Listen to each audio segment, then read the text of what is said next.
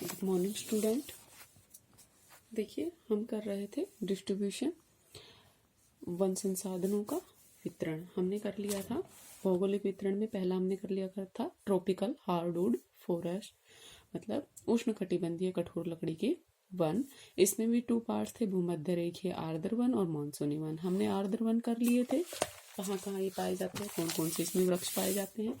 अब हम करेंगे मानसून फॉरेस्ट। अब आप एक चीज़ बताइए मुझे, आप लोगों की कुछ रिक्वायरमेंट आ रही है कि आपको ये वीडियो कुछ ज़्यादा लेंथी हो जाती है, मतलब 22 मिनट की वीडियो आपको लेंथी लग रही है। आप चाहते हैं कि उसको सिर्फ 10 या 15 मिनट में कन्वर्ट कर दिया जाए।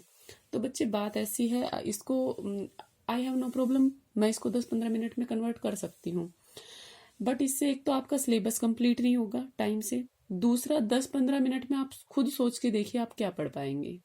जब पूरी 22 मिनट्स की वीडियो होती है तब आप कुछ नहीं कर पाते, मतलब मैं इतना कुछ नहीं करवा पाती।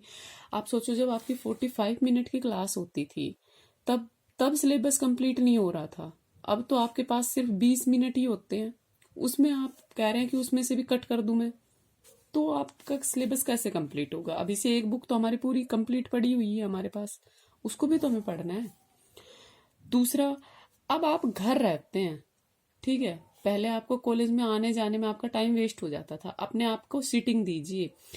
एक वीडियो को अगर आप मान लो 22 मिनट्स की, आप कह रहे हो कि मेरी वीडियो ही सबसे लेंथी होती है, बाकी सब टीचर्स की होती है 10-15 मिनट की, तो आप 10-15 मिनट वाली वीडियो को आप दे सकते हैं 1 घंटा, ठीक है। 1 घंटे में अगर आप उसको डेली 1 घंटा दोगे एक एक सब्जेक्ट को, तो आपके पास तो 3 सब्जेक्ट 4 सब्जेक्ट ही हैं, 3 ही हैं वैसे तो क्या 3 घंटे आप अपनी पढ़ाई के नहीं दे सकते। फिर आपको, आप बुक से नहीं पढ़ रहे हो, बुक आपने खरीदी नहीं है अभी से, तो बुक तो आपको लेनी पड़ेगी, ठीक है। बुक आप परचेज कीजिए, उसको पढ़िए, जो बुक आपको बेस्ट लगती है। मैंने स्नेह साहिवाल भी बताया है, ठीक है। बीसी जाट आप लोगों ने ले ली है तो उसको भी पढ़िए। जब तक आप नहीं पढ़ेंगे आपकी प्रॉब्लम्स रहेंगी। ये प्रॉब्लम्स ऐसी हैं, इनको शॉर्ट आउट नहीं किया जा सकता कि 20 मिनट की वीडियो है, 15 मिनट की।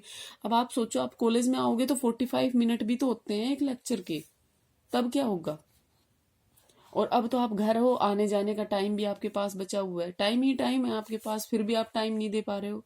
पहले आपकी ये प्रॉब्लम थी कि सारा नेट पैक खत्म हो जाता है, अब तो उस वीडियो को मतलब शॉर्ट भी काफी कर देती हूँ। आप चाहते हैं और उसकी एमबी तो मैं और भी कम कर सकती हूँ, ठीक है, लेकिन ये 20 मिनट्स वाली ये कम नहीं करूंगी, क्योंकि इसमें फिर मैं कवर नहीं करवा पाऊंगी। फिर आपकी ये प्रॉब्लम रहेगी कि सिलेबस कंप्लीट नहीं हो रहा है, ठीक है। और इसके बावजूद भी अगर किसी को प्रॉब्लम होती है तो वो पर्सनली मेरे से फोन करके पूछ ले, मैं उसकी पर्सनली अगर कोई वो है प्रॉब्लम तो मैं सोल्व करूंगी, ठीक है।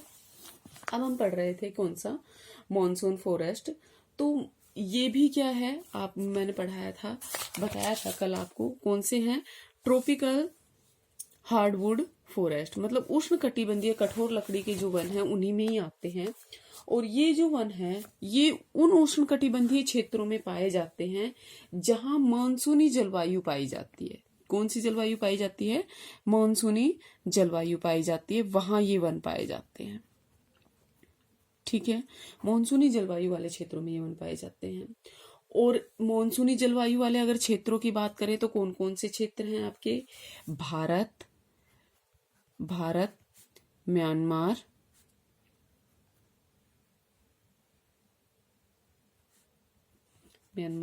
श्रीलंका, वियतनाम, इंडोनेशिया,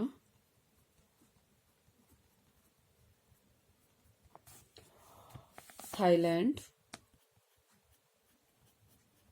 लाओस,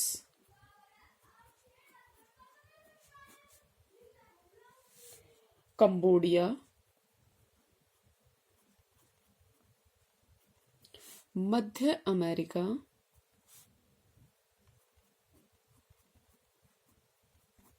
पूर्वी ब्राजील,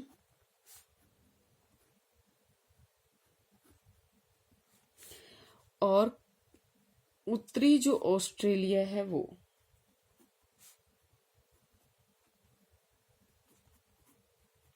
उत्तरी ऑस्ट्रेलिया में क्या होता है, ये जो जलवायु है मानसूनी जलवायु ये पाई जाती है। अब मैं आपको एक बार मैप में करवा देती हूँ ताकि आप लोगों को क्लियर हो जाए कौन कौन से किस किस की मैं बात कर रही हूँ। तो एटलस आई होप आप सबने ले ली होगी और उसको आप साथ साथ कर भी रहे हैं, और अगर नहीं करेंगे तो आपको कुछ नहीं आएगा।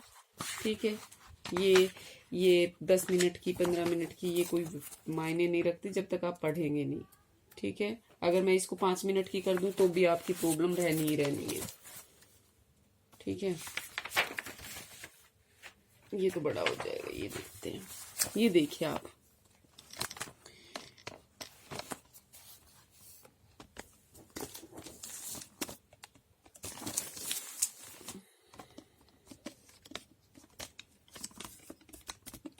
ये आपको मैप दिखाई दे रहा है। हाँ जी, इसमें देखिए क्या है, कहाँ कहाँ पाए जाते हैं। ये जो आपको ये पूरा क्षेत्र दिखाई दे रहा है, यहाँ पर कौन सी जलवायु पाई जाती है? मानसूनी जलवायु। सबसे पहले भारत में मानसूनी जलवायु है। भारत की जलवायु को तो बोला ही जाता है उष्णकटिबंधीय मानसूनी जलवायु। ठीक है, भारत, म्यांमार, इसके बाद श्रीलंका, वियतनाम और इंडोनेशिया, मतलब ये जो क्षेत्र है, चाइना, ये सारा पूरा ये क्षेत्र, जापान वगैरह, यहाँ पर कौन सी जलवायु पाई जाती है? मानसूनी जलवायु। इसके अलावा ये जो मध्य अमेरिका का क्षेत्र है, यहाँ पर भी कौन सी जलवायु पाई जाती है? मानसूनी जलवायु। ब्राजील में भी कुछ पार्ट में मानसूनी जलवायु पाई जाती है। ठीक है, ब्राजील में। और उत्तरी जो ऑस्ट्रेलिया है, ये वाला हिस्सा जो भूमध्य रेखा के आसपास पड़ता है, वो जहाँ पश्चिमी पछुआ पवनों की वजह से, दक्षिण पश्चिम जो पछुआ पवनें होती हैं उनकी वजह से जो बारिश होती है, वो क्या कहलाते हैं? मानसूनी वर्षा वाले क्षेत्र।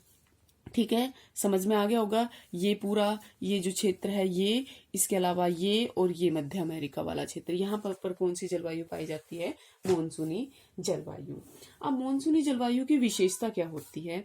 तो इसकी विशेषता होती है कि इसमें जो वर्षा है वो किसके मुकाबले, इसके मुकाबले कम होती है। कितनी होती है? 100 से 200 सेंटीमीटर के बीच में। कितनी होती है? 100 से 200 सेंटीमीटर के बीच में। और जो वर्षा ऋतु की जो अवधि होती है ना, सबसे मेन यही है कि वर्षा ऋतु की जो अवधि होती है वो सीमित होती है। देखिए, फॉर एग्जांपल आप अपने कंट्री से लगा लीजिए, आपके यहाँ पर जब मानसून आता है तो उसके लिए कुछ महीने निश्चित होते हैं। जैसे कब आता है?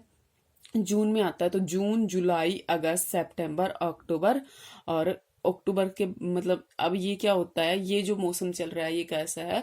मानसून की वापसी का। तो हम इसको कब तक मान लेते हैं? अक्टूबर नवंबर तक मान के चलते हैं। लेकिन हाँ, क्यों? क्योंकि ये निश्चित होती है, इसमें वर्षा ऋतु की जो अवधि होती है वो 3-4 महीने की निश्चित होती है। ठीक है, सीमित होती है। तो परिणाम स्वरूप इसका परिणाम क्या होता है कि ये जो वन होते हैं, मानसूनी वन, ये ना तो बहुत ज्यादा सघन होते हैं और ना ही सदाबहार रहते हैं। ठीक है, क्योंकि इनकी विशेषता क्या है कि यहाँ पे जो वर्षा होती है वो एक ही टाइम पे होती है। उन वनों की क्या विशेषता थी कि यहाँ पर क्या था कि वर्षा हमेशा होती रहती है, तो कभी कुछ पौधे तो कभी पत्तियां गिराते हैं, कुछ पौधे कभी पत्तियां गिराते हैं, तो इस वजह से ये कैसे रहते हैं? सदाबहार रहते हैं ये वन। ठीक है, कैसे रहते हैं? सदाबहार रहते हैं। लेकिन अगर हम इन फॉरेस्ट की बात करें, मानसूनी फॉरेस्ट की अगर हम बात करें, तो यहाँ पर क्या है, मतलब एक टाइम होता है, इनका टाइम पीरियड होता है, बस उस टाइम पीरियड में वर्षा होती है। और इसी कारण से क्या करते हैं कि शुष्क ऋतु जब आती है, जब वर्षा नहीं होती, तो जल की कमी के कारण जो पौधे यहाँ पर पाए जाते हैं, वो जो पेड़ होते हैं, वो अपनी पत्तियां गिरा देते हैं, एक टाइम पर ही गिरा देते हैं। ठीक है, और इसी कारण से इन वनों को क्या कहा जाता है? उष्णकटिबंधीय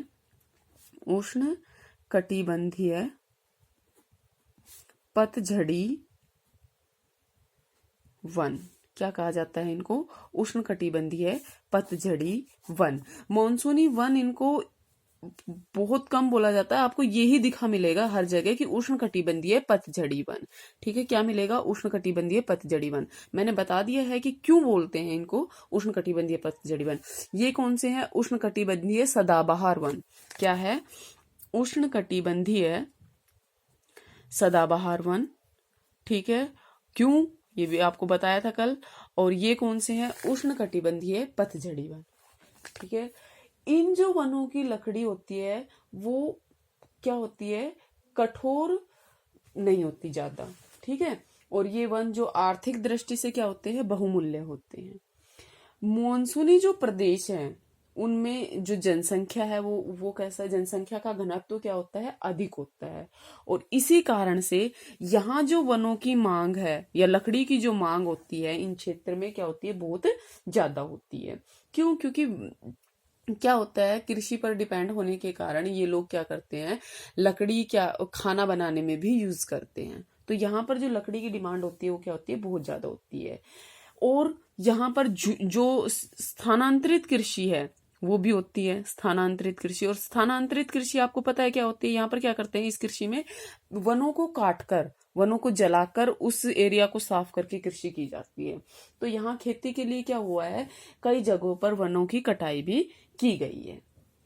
ठीक है। अब वृक्षों की बात करें तो इन वनों में जो मुख्य वृक्ष पाए जाते हैं वो कौन कौन से हैं, साल, सागौन, शीशम, जामुन, आम, बरगद और नीम। ठीक है, ये मेन है। इसके अलावा जहां पर नॉर्मल बारिश होती है वहां तो ये वृक्ष पाए जाते हैं। जहां और अधिक बारिश होती है, अधिक बारिश होती है जिन मानसूनी प्रदेशों में, वहां पर कौन कौन से पाए जाते हैं, महोगनी, रबड़, बांस, बेंत, सिनकोना, आबनूस। ठीक है। ये क्या है, सिनकोना, आपने सुना होगा ना, मलेरिया की दवाई बनाई जाती है कुनीन, वो इससे ही बनाई जाती है, किससे, सिनकोना वृक्ष से। ठीक है, ये थे कौन से, मानसूनी वन। अब सेकंड नंबर पे हमने क्या किया था, भूमध्य सागरीय वन। क्या था हमारा, भूमध्य सागरीय वन। ठीक है, भूमध्य सागरीय वन जो है इनको क्या बोला जाता है, शीतोष्ण कटिबंधीय कठोर लकड़ी के चौड़ी पत्ते वाले, क्या बोला जाता है, शीतोष्ण कटिबंधीय कठोर लकड़ी के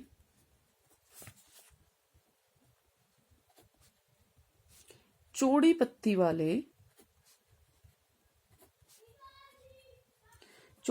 वाले शुष्क सदाबहार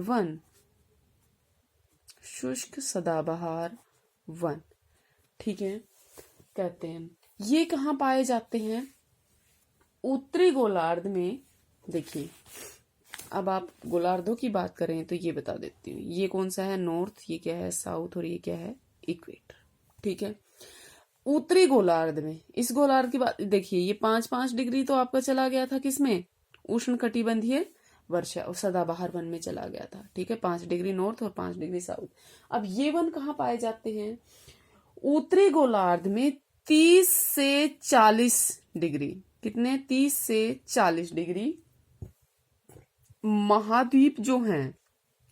ठीक है, कहा, महाद्वीपों के पश्चिमी भाग में, ये क्या है, ईस्ट, ये क्या है, वेस्ट, महाद्वीपों के पश्चिमी भाग में पाए जाते हैं। कहाँ, 30 से 40 डिग्री उत्तरी गोलार्ध में। और अगर दक्षिणी गोलार्ध की बात करें तो दक्षिणी गोलार्ध में ये पाए जाते हैं 40 डिग्री से धुर दक्षिण तक। अगर हम बात करें तो यहां तक ये वन पाए जाते हैं। ठीक है, 40 डिग्री से धुर दक्षिण।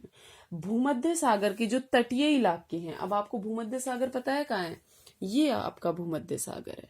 ठीक है, भूमध्य सागर का जो तटीय इलाके हैं, मतलब इसके आसपास के जो इलाके हैं, यहाँ पर पाए जाने वाले के कारण इन वनों को क्या कहा जाता है, देखिए ये 30 डिग्री के आसपास ही पड़ता है, 30 से 40 डिग्री के बीच में पड़ता है आपका भूमध्य सागर। तो इसी वजह से इनको क्या कहा जाता है, भूमध्य सागरीय वन कहा जाता है, क्योंकि इसके आसपास में पड़ते हैं, पश्चिमी महाद्वीपों के पश्चिमी भाग में। ठीक है, इसका पश्चिमी भाग कौन सा हुआ, ये वाला हिस्सा। ठीक है। और लेकिन बात कहाँ की कर रही हूँ, 30 से 40 डिग्री, ठीक है, 30 से 40 डिग्री। और यहाँ भी साउथ में भी अगर हम बात कर रहे हैं तो कहाँ, 40 डिग्री से धुर दक्षिण तक, ठीक है। तो क्यों कहा जाता है इनको, क्योंकि यहाँ ये क्या पाए जाते हैं, भूमध्य सागर के तटों के आसपास पाए जाते हैं, इसलिए इनको क्या बोलते हैं, भूमध्य सागरीय वन बोलते हैं। अब इन वनों की जो विशेषता होती है वो क्या होती है, इन वनों की विशेषता ये होती है कि यहाँ जो ग्रीष्म ऋतु होती है ना, वो होती है लंबी और कैसी होती है, शुष्क। जो ग्रीष्म ऋतु है वो कैसी होती है, लंबी और शुष्क, मतलब ग्रीष्म ऋतु में बारिश नहीं होती यहाँ पर, ठीक है, ग्रीष्म ऋतु में बारिश नहीं होती। शीत ऋतु में यहाँ पे बारिश होती है। तो शीत ऋतु कैसी होती है, यहाँ पर आर्द्र होती है। कहाँ कैसी होती है, आर्द्र होती है, ठीक है। और ग्रीष्म ऋतु कैसी होती है, शुष्क होती है, ड्राई होती है। ये कैसी होती है, वेट होती है, ठीक है। सर्दियों में क्या करते हैं, नमी के कारण इन वनों की जो पत्तियां हैं वो क्या होती है, वृक्षों पर बनी रहती है। मतलब ये वन सर्दियों में मोस्टली क्या होता है कि सर्दियां कैसी होती है, शुष्क होती है। और इस वजह से यहाँ पर अगर आप बात करें मानसूनी वनों में, तो यहाँ पर सर्दियां शुष्क होने के कारण क्या करते हैं, आप देखते होंगे फरवरी मार्च के आसपास में अपने वृक्ष क्या करते हैं, पत्तियां गिरा देते हैं। फिर अप्रैल में जो न्यू सीजन होता है तब वो पत्तियां दोबारा से आती है। लेकिन यहाँ पर क्या होता है, शीत ऋतु में जो पत्तियां होती है वो वृक्षों पर होती है, मतलब। और ग्रीष्म ऋतु में शुष्कता से बचने, क्योंकि ग्रीष्म ऋतु कैसी होती है, शुष्क होती है। तो ग्रीष्म ऋतु पर शुष्कता से बचने के लिए इन वृक्षों ने क्या किया है, इन वनों ने वातावरण के अनुसार अपने आप को ढाल लिया है, ठीक है। और अपने अंदर कई विशेषताएं पैदा कर ली है। भाई जैसे आप थार रेगिस्तान में जाते हो, ऊंट क्या है, ऊंट के उसमें कुबड़ पाया जाता है। क्यों, क्योंकि उसने अपने आप को वहां के अकॉर्डिंग ढालने के लिए उसमें अपना पानी इकट्ठा कर लेता है ताकि वो काफी दिन तक चल सके। ऐसे ही ये क्या है, हम भी तो क्या करते हैं, जब हमारे पास पानी की कमी होती है हम उसको स्टोर करके रख लेते हैं। और बहुत सारी चीजों की जब हमारे पास कमी होती है तो हम उसको जैसे गेहूं है, गेहूं साल में आता तो एक बार ही है हमारे पास, लेकिन हम उसको साल भर रखने के लिए क्या कर लेते हैं, उसको अपने घरों में स्टोर करके रखते हैं। ऐसे ये क्या करते हैं, ये वृक्ष इन्होंने अपने आप को क्या कर लिया, गर्मियों से बचने के लिए, गर्मी की जो शुष्कता है उसको उससे बचने के लिए इन वनों ने अपने आप को उसके अकॉर्डिंग ढाल लिया है। कुछ विशेषताएं हैं जो इन्होंने अपने अंदर पैदा कर ली है। क्या क्या विशेषताएं वो, एक तो इन वनों की जो जड़ें होती है वो क्या होती है, मोटी होती है और गहरी होती है, ठीक है। कैसी होती है, मोटी और गहरी होती है, जो क्या करती है, अधिक गहराई में जाकर वृक्ष के लिए जो पानी की जरूरत होती है उतनी नमी को वो क्या कर लेती है, चूस लेती है, मतलब अपने अंदर एब्जॉर्ब कर लेती है, ठीक है। इनके जो तने होते हैं उनकी छाल कैसी होती है, मोटी होती है। और पत्ते कैसे होते हैं, रोएदार होते हैं और चिकने होते हैं, ठीक है। क्योंकि चिकनी सतह से क्या होता है, वाष्पीकरण भी कम हो पाता है। दूसरा जो आपने वो पढ़ा होगा ना, एल्बिडो, तो उसकी वजह से क्या होता है, चिकनी सतह पर सूर्य की किरणें आती है और टकरा के वापस चली जाती है, ठीक है। तो ये क्या करते हैं, अब्जॉर्ब, यहाँ पे ये उसको अब्जॉर्ब नहीं कर पाती, किसको, सूर्य की गर्मी को। तो यहाँ इनकी पत्तियां कैसी होती है, चिकनी होती है और मोटी होती है, रोएदार होती है। ये क्या करते हैं, वो जो नमी इनको अंदर से मिलती है, जैसे ये वृक्ष है आपका, इनकी पत्तियां कैसी होती है, मोटी होती है। इनको जो अंदर से नमी मिलती है उसको ये क्या करते हैं, बाहर नहीं जाने देते। चिकनी सतह के कारण क्या होता है, सूर्य की किरणें यहां से टकरा के वापस चली जाती है, ठीक है। दूसरा, यहाँ पर वाष्पीकरण भी मोटी पत्तियों का क्या होता है, कम होता है। इन्हीं सारी विशेषताओं के कारण ये जो वृक्ष होते हैं ये गर्मी में अपने पत्तों को झड़ने से बचाने में कामयाब हो जाते हैं, ठीक है। और इसलिए ये क्या रहते हैं, सारा साल सदाबहार रहते हैं। कैसे रहते हैं, सारा साल सदाबहार रहते हैं। इसलिए इनको क्या कहते हैं, भूमध्य सागरीय सदाबहार। देखिए, शीतोष्ण कटिबंधीय कठोर लकड़ी के चौड़ी पत्ती वाले शुष्क सदाबहार वन, या इनको शीतोष्ण कटिबंधीय शुष्क सदाबहार वन भी कहा जाता है। क्या कहा जाता है, शीतोष्ण कटिबंधीय शुष्क सदाबहार वन भी इनको कहा जाता है। लेकिन क्या हुआ है, ये जलवायु कैसी है, विषम है यहाँ पर जलवायु। इसी कारण से इन जो वनों की लकड़ी होती है वो कैसी होती है, कठोर होती है। कैसी होती है, कठोर होती है। और यहाँ पर जो खट्टे रसदार फल होते हैं ना वो अधिक पाए जाते हैं। कैसे? खट्टे जो रसदार फल होते हैं वो अधिक पाए जाते हैं। देखना अब कौन कौन से यहाँ पर वृक्ष प्रमुख है। तो देखिए वृक्ष कौन कौन से आ गए। ओक, जैतून, अंजीर, पाइन, फर, साइप्रस, यूकेलिप्टिस, चेस्टनट, लोरेल, शहतूत और वॉलनट, ये यहाँ के मुख्य वृक्ष हैं। यूकेलिप्टिस आपने सफेदा सुना होगा, देखा भी होगा, उसको बोलते हैं। ठीक है। और रसदार फलों के वृक्षों की बात करें तो नींबू, नारंगी, अंगूर, अनार, नाशपाती और जो खट्टे रसदार फल होते हैं वो यहाँ पर पाए जाते हैं। ठीक है। ये है भूमध्य सागरीय वन। नेक्स्ट क्लास में हम करेंगे शीतोष्ण कटिबंधीय वन, कठोर लकड़ी के चौड़ी पत्ती वाले पतझड़ी वन। ये कौन से थे? सदाबहार वन थे। अब क्या करेंगे? पतझड़ी वन करेंगे। ठीक है। और भी बहुत कुछ है। और प्लीज आपको कोई भी प्रॉब्लम है मेरे से शेयर कीजिए, तभी तो आपकी प्रॉब्लम शॉर्ट आउट होगी, ऐसे तो चलती रहेगी। ठीक है। Thank you.